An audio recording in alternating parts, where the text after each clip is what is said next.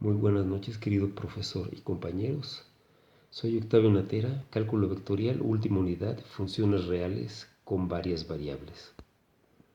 Estas precisamente son variables adicionales, como en este ejemplo que tenemos que f, que es función de x, tenemos aquí una función, ¿verdad? Pero cuando nosotros cambiamos, entonces ahora tenemos una función que es z con dos variables adentro, que es x y y.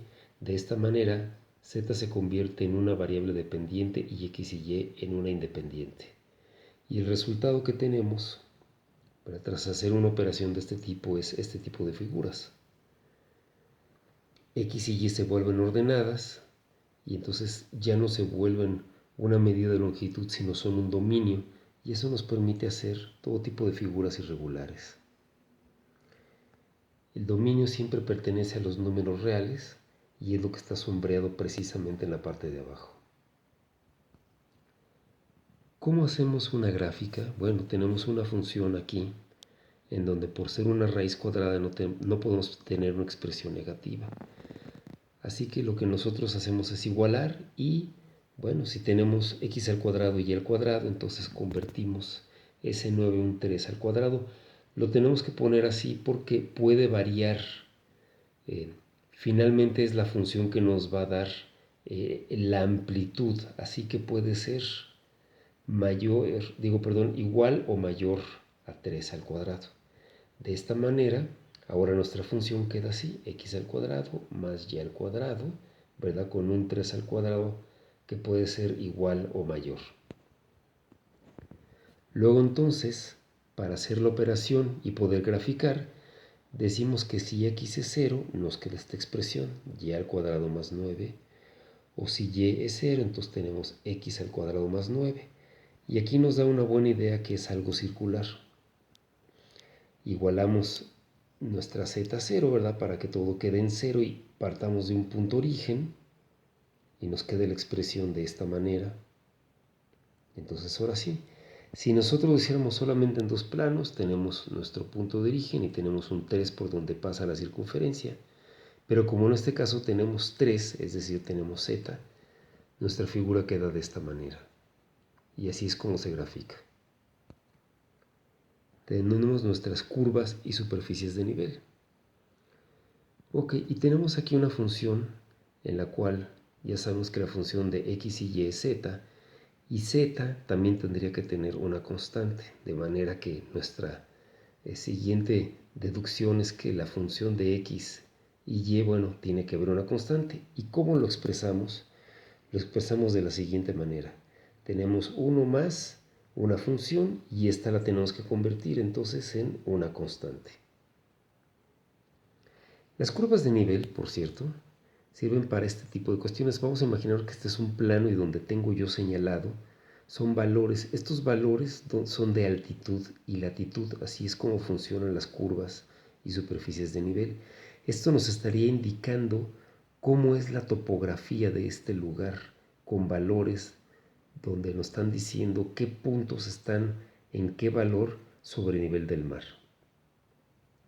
Y bien, aquí nosotros ya tenemos una expresión, igual tenemos un x cuadrado y un y cuadrado, es decir, estamos hablando de circunferencias, pero tenemos un valor menos 1 que puede ser, bueno, 1 o menos 1 y puede quedar acomodado del lado de x o del lado de y. Y entonces, bueno, esto nos iría marcando en un plano, ¿verdad? Aquí están las expresiones al cuadrado, en donde tenemos de un lado 1, del otro lado tenemos menos 1, y lo mismo ocurre en y con 1 y en la parte de abajo menos 1.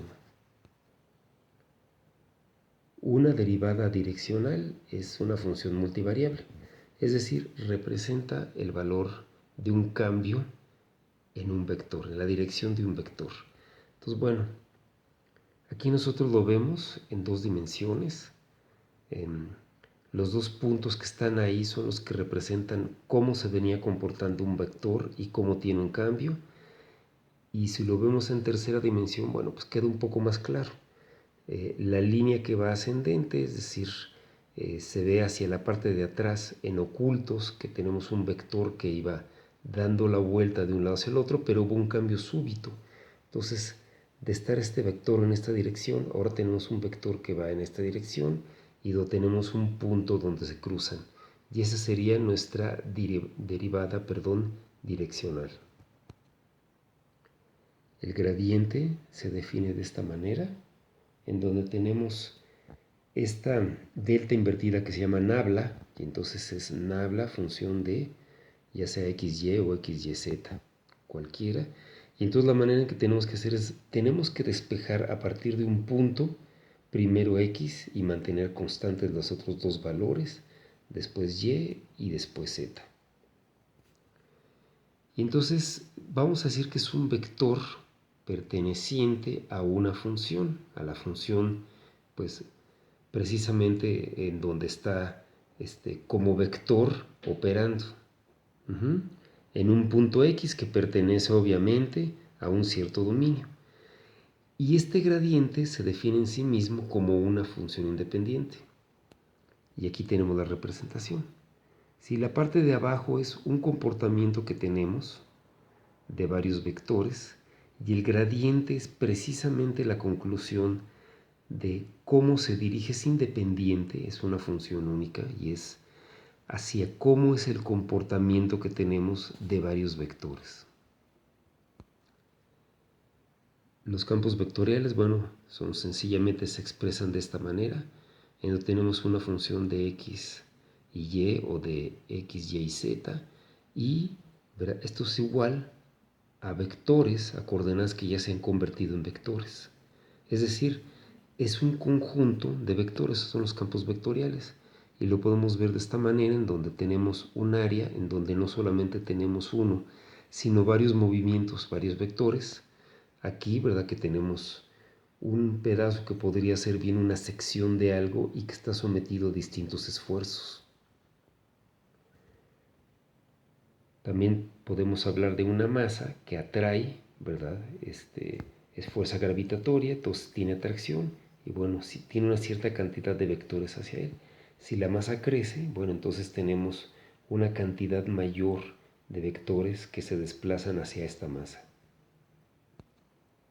Por último tenemos la divergencia rotacional, en donde, bueno, la divergencia es el producto del gradiente, ¿verdad? Por una función.